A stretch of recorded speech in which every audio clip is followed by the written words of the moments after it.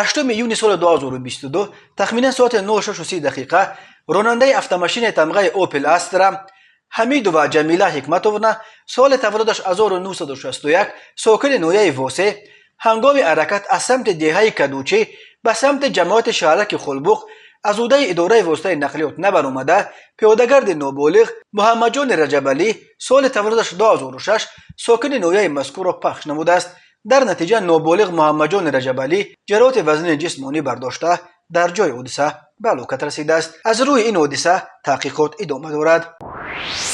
به شعبه وزارت کارهای داخلی 2 در نویه سینا با عریضه مرد 30 ساله ساکن نویه رودکی مراجعت نموده است که 5 یونی سال 2021 مرد 53 ساله ساکن شهر ایسار به باوریش در آمده از او یک عدد автомашین تمغه لکسوس 460 را به مبلغ 368,000 سومان نرخ گذاری کرده گرفته وعده داده است که در مدت 10 شبانه روز مبلغش را می‌دهد، اما تا حال بر نگردانیده است. همین طریق نامبرده 7 یونی سال 2021 با روی فریب به باوری مرد 32 ساله ساکن نویه رودکی در آمده از او یک عدد автомашین تویوتا که ارزشش